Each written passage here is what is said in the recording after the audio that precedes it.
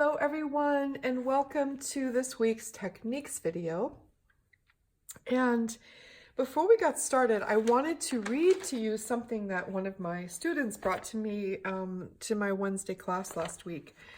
And I thought it was such a great thing to read. So I'm going to read it to you. Drawing is better than writing for memory retention. This is from the University of Waterloo.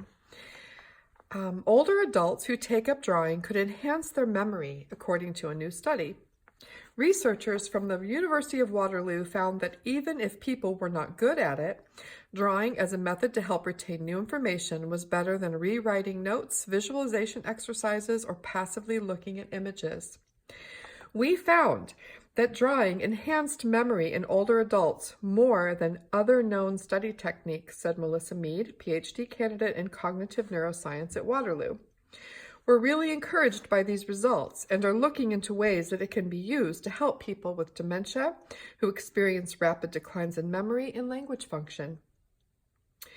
As part of a series of studies, the researchers asked both young people and older adults to do a variety of memory encoding techniques and then tested their recall. Mead conducted his study with Maya Fernandez, a psychology professor in cognitive neuroscience at Waterloo, and a recent PhD graduate, Jeffrey Wams. The researchers believe that drawing led to better memory when compared with other study techniques because it incorporated multiple ways of representing the information: visual, spatial, verbal, semantic, and motoric.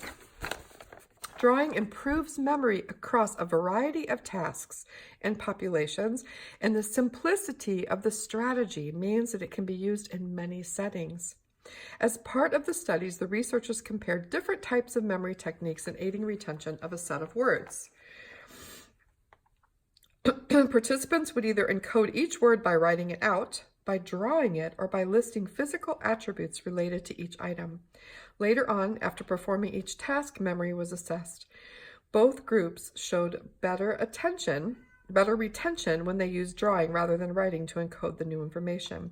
And this effect was especially large in older adults. Retention of new information typically declines as people age. Blah, blah, blah. We all know this. In contrast, we know that visual spatial processing regions of the brain involved in representing images and pictures are mostly intact in normal aging and in dementia. We think that drawing is particularly relevant for people with dementia because it makes better use of brain regions that are still preserved and can help people experience cognitive impairment with memory function. Our findings have exciting implications for therapeutic interventions to help dementia patients hold on to valuable episodic memories through the progression of their disease.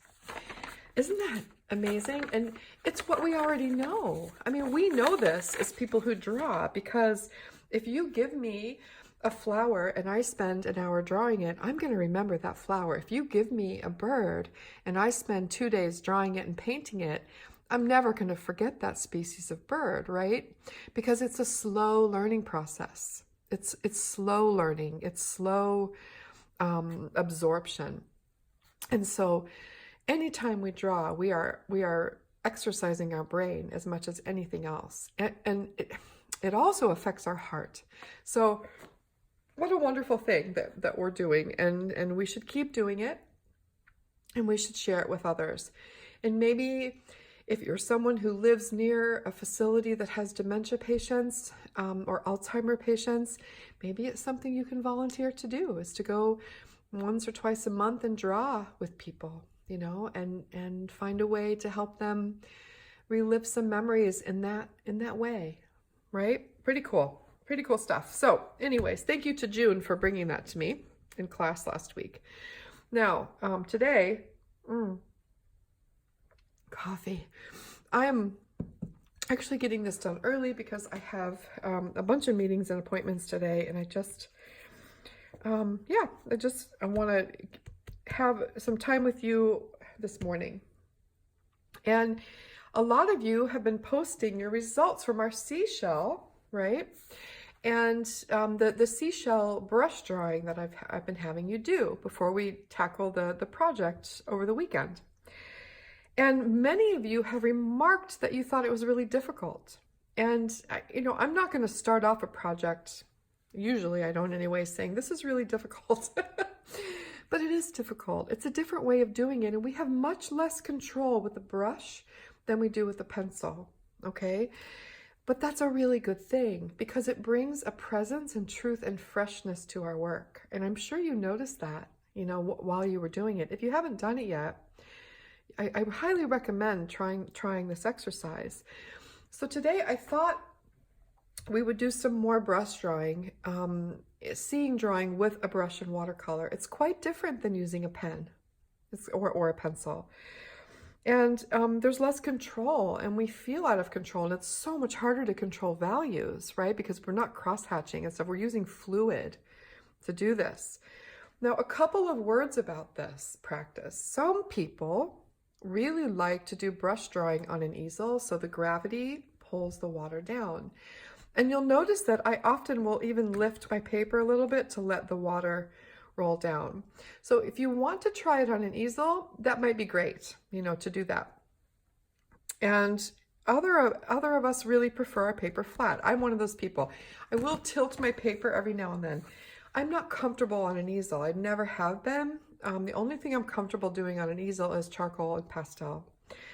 So, you know, you have to try what's good for you. So try, if you're constantly lifting your paper, you might want to try an easel, okay? The other thing is that many people like to draw with their subject kind of at a distance from them and their paper tilted, and they have better control over perspective that way. I have sort of trained my eyes to do it another way. I like working flat. It's just how I work. I like working with something in my hand or sitting right on my paper. Some people have a hard time with perspective that way. So you know, try different things. If you're struggling with it one way, tilt your paper and put your subject at a distance and see if that helps you. There are many, many ways to approach this. No one way is the right way, okay? It's whatever works for you. So if you're having trouble after doing this a dozen times, because you're going to have trouble in the beginning, but if you're still having trouble after you've done it a dozen times, try a different way. Try lifting your paper. Try using an easel. Try setting your object away from you. Try holding it in your hand and painting right below your hand. You know, that's kind of what I do. All right. So today, I mean, many of you have my book, and so I'm going to use some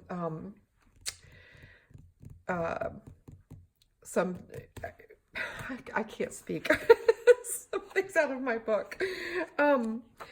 You know, I could use some pictures in here. Like I could brush draw a turnip. You know, I could start with that, or you know, so this book is full of images that you can use, right? We could just brush draw a simple pear. Actually, I think I'll start with that. So here is the reference image for this project, the pear. It's our first project in the book. And I'm going to use this for my first brush drawing. All right. So here's a couple things to think about. I'm going to set this right here in front of me so I can see it. Okay. Put something heavy on it so it stays open, because it just doesn't stay open. Okay. So I've got that there. Now here's a couple things. I have different reasons for using this technique. One of them is because it keeps me fresh and fluid, and it's teaching me to not to overwork things. I really appreciate the beauty of watercolor that has not been overworked and that is very fresh, and you can tell it was just done in one layer. It's beautiful to me. One layer with maybe even a few details in dry brush afterwards. I really appreciate the beauty of that, and it's the hardest thing to do. It's really, really hard to do, and to do it well. And so I'm working on that all the time, and I'm not there yet. So that's one reason I do brush drawing, this kind of drawing, seeing drawing with a brush and watercolor. So it's really good for learning to be fresh, and it's really good to learn more about your subject before you do a more detailed drawing of it. Okay, so that's kind of what we're doing with our shell, is we're doing this brush drawing, so we're learning more about how that shell is put together and where we need to be looking when we're painting that shell. It teaches us about our subject. And then the other thing is that it's just plain fun to do. Okay, and it is a work of art in its own right. So it may be something that you want to really focus on and start making some beautiful florals or still lifes or anything with this kind of fresh approach. Okay, so I'm going to get some paper. I thought I had some, but not. So you can use any watercolor paper. And I have here a little pad of Stonehenge cold press. And this way, if I have it in a block form, you know, this is a 9 by 12 sheet. If I feel like I need to lift my paper a little bit, it's easier. Okay, so I have that. All right, and I have just some sepia watercolor in a little floral palette. This palette has been used for another painting, so you know, I can use all these wells, and it's not going to matter at all if my sepia paint mixes with these other beautiful colors. So you'll see, sometimes I will take the color that I'm using and I make just a very light tint of it with lots of water. So I have sort of this fluid pool to work from. Just pick some up and stick it in there and add plenty of water.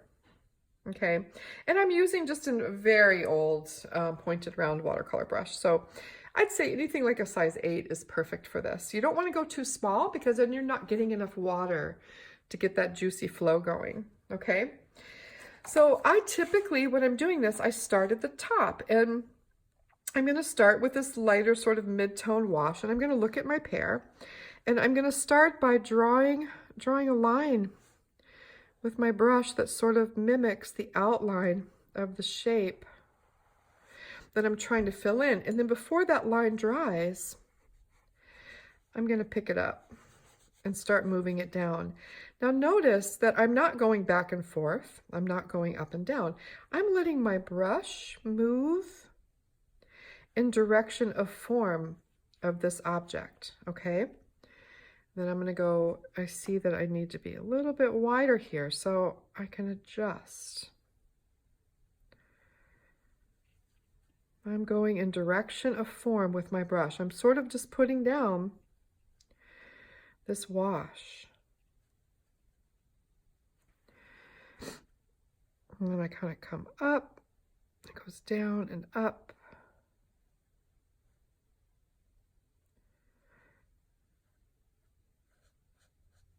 So you see how I'm building this, yeah, and I can see, I can already tell that I'm off, but that's okay, because I can fix it a little bit. All right, and then I can come up here, but you see how I'm leaving this nice and wet? So it's going to be picked up again.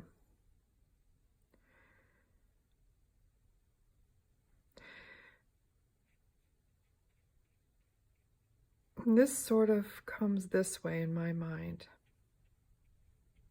So now I sort of have this wash of this pear, okay? And then I see that it has a stem that sort of comes out and down and touches the surface of the table. There's also a little water drop, but I'm not going to worry about that too much. So now I have the basic shape of this pear. This is a really simple subject because there's not a lot going on with shading or anything.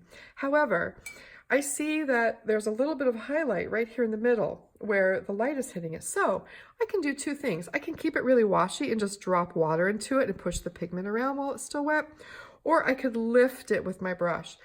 I really like the effect of just dropping water in.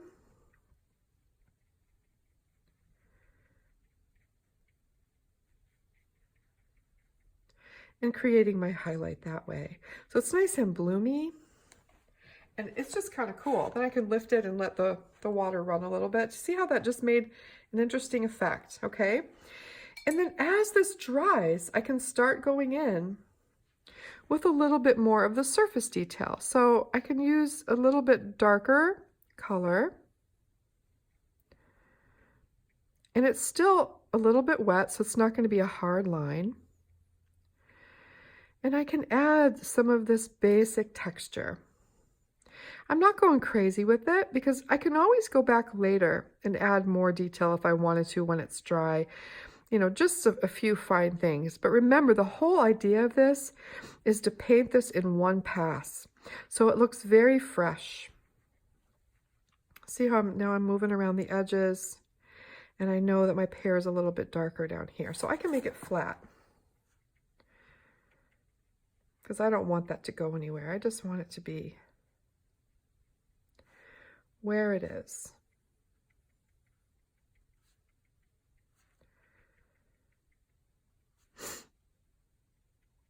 Okay, so this is a very simple place to begin. Something like this pear. If you don't have my book, now the stem is the darkest place, so I'm just adding some really dark paint there because that's the darkest thing I see. All right, and then I can just enhance a little bit more areas.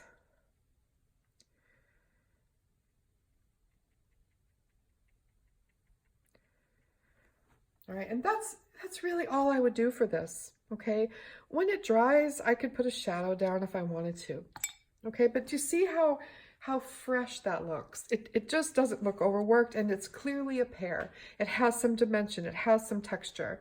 When it dries, I could go back in and put a little bit more texture on it if I wanted to really wake it up, but never more than 2 layers, right? So we've got this fresh layer that's all done a la prima, which means all at once. That we can go back later and put a small amount of detail on to really enhance it. And even a shadow if we wanted to. We wouldn't want to put the shadow right now because if I touch this with wet paint, all of my work here would run down into the shadow, if that makes sense. Okay? So this is a really basic place to start. All right? Then you can get a little bit more complicated. You know, even if you have stones, like heart-shaped stones, these are wonderful things to paint because the shape is simple, but you still have to give it a sense of roundness and some highlight and some color and texture, color texture. Palm stones, this beautiful one that I just treasure. You know, so things like this are really great for simple things like this pear. All right. So once we tackle something like that, then we can move ahead and maybe try, you know, I chose these projects in the order that they are for very specific reasons, you know, because they get a little bit more complicated all along the way. And so something like this turnip would be a great next step because it's still fairly simple, but it has a little bit more going on. And there's 2 pictures of, this is a great picture of turnips to try. You could only try one of them if you wanted to. And then you could move through and use this book in that way. So use it as a subject for your brush drawings. So I hope this, you know, kind of clarifies it a little bit more for you. The seashell is a difficult subject, right? So you all, every single one that I have seen has been marvelous. I mean, just marvelous. So just keep at it. Don't give up. Keep working on this technique because it will serve you very well. And you may find you have an affinity for it, that you really enjoy it, and this may become your art form. You know, I mean, there are many painters, watercolorists that I admire who paint fresh like this. If you look up Jean Haynes, I'm sure many of you know who she is. She paints very fresh. She has a totally different aesthetic than I do, you know, and we have a very different, like, her paintings are just so unique to her, and they're lovely, and you may really benefit from looking at how she does things, and she has lessons and they're great. So that's one artist that paints very fresh, or a la prima, as I like to call it. So there, you know, I just so admire it. I so admire it because it's not at all what I learned to do. It's not how I taught myself. I belabor everything. And so, I mean, you can see that in my paintings, right? There are many, many layers here, you know, many, many layers here. So although the branch was a la prima, that was all in one pass. So, you know, I want to get more like this, you know, and still, you know, even make these better by doing one pass and then going back with some detail. I mean, this leaf was many, many layers. See, so this is not my natural way of painting. So I'm still learning too, but I do it all the time because I want to get better at it. Okay? All right, everybody, that's it for today. Keep practicing, keep sharing. And if you're uncomfortable sharing, send me an email, because it's good to have another set of eyes on what you do to encourage you. And maybe there's just a little something you could do to tweak it to make it better. I mean, we all, I benefit a lot from that myself. And I don't know, just don't be afraid to share. We're a pretty easy group here. We're not going to be harsh ever. So it's good to have another set of eyes on what we do. So I encourage you to share here. If you're really, really uncomfortable, then just send them to me through my email. My email is kateri.ewing@gmail.com. Okay? All right, everyone. Thank you so much and have a wonderful day. I'll see you Friday with a dandelion lesson.